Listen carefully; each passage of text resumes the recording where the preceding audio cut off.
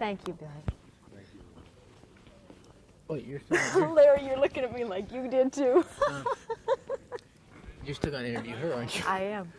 I just... Y- Okay, sound's rolling. No, your sound on the stage. Right here.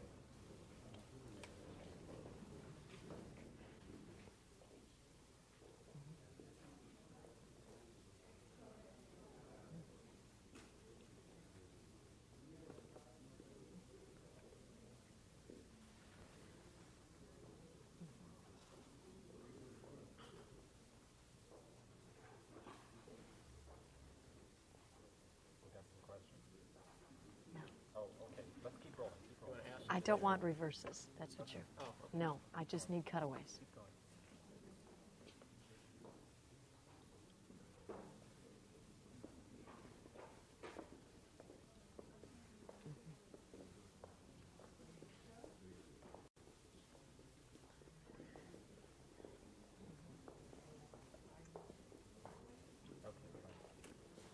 Okay, we're rolling.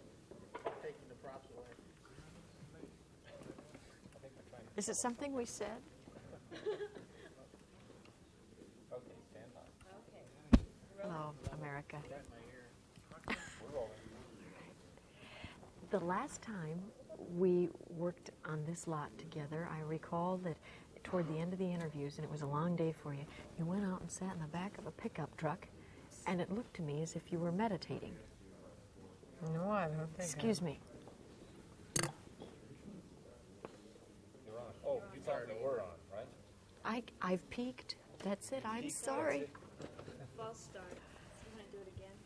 All right. Let's just start. The demands of being a movie star are great, not the least of which is you're expected to be thin and perfect. And we were just talking about that. When you got the role this second time around in The Empire Strikes Back, they wanted you to lose weight? No, in the first one I weighed 105, and I think they wanted me to lose 10 pounds, which may sound like very low weight to some people, but I'm about 5'1", so, and I have sort of very small skeleton, so I guess it was reasonable enough.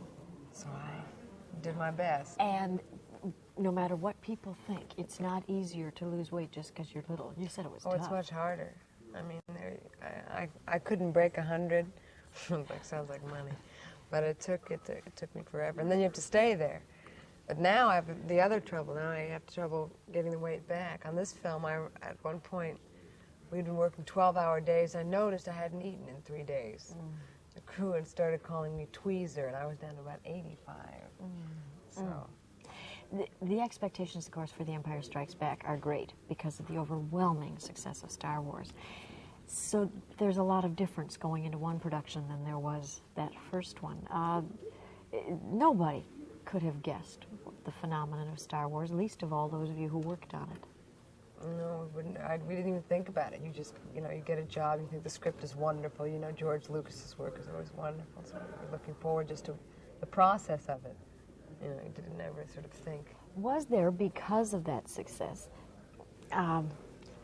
was there more care taken? Was there an implied fear that, by comparison, this wouldn't be as good? Was the pressure greater this second time around? Not for, I think, the actors so much. Maybe, for the people, for Kirsch or whatever. If he would think like that, but I don't think Kirsch would think that. He's making another movie. It's the continuing story. And I think he did a great job because it's really the same sort of feel of the first film in terms of continuation, although the story is much more developed, the characters are more developed, the relationships between them, it's a much denser plot. And mysteriously enough, it actually ended as if we're going to see a third. And you are. Really? Is it already in the works? It's being done, yes, George, I think, is writing it now. Maybe not even as we speak, but now. But it was intended, I think, as a trilogy. So this would be sort of Act 2. Only the intermissions between these acts would be very long. This would be about a 3-year intermission.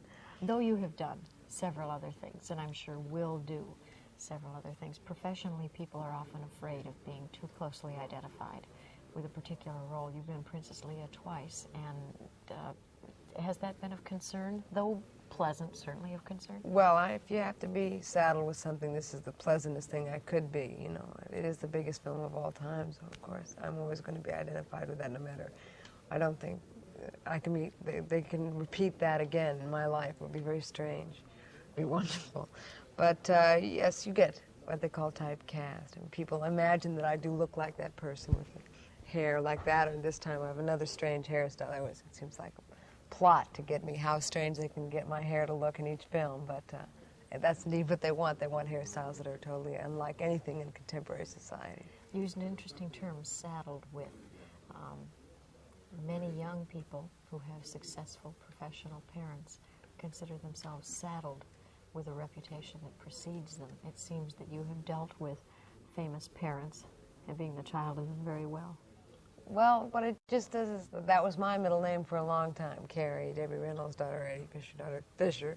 Now I'm Carrie Star Wars Fisher, or Carrie Princess Leia Fisher, you know, so I just get a new middle name from it. And you're enjoying it all?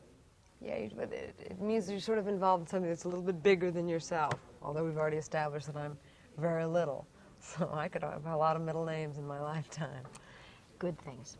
Thank Continued you. success. Thanks very much. Thank you, Carrie. We'll be back.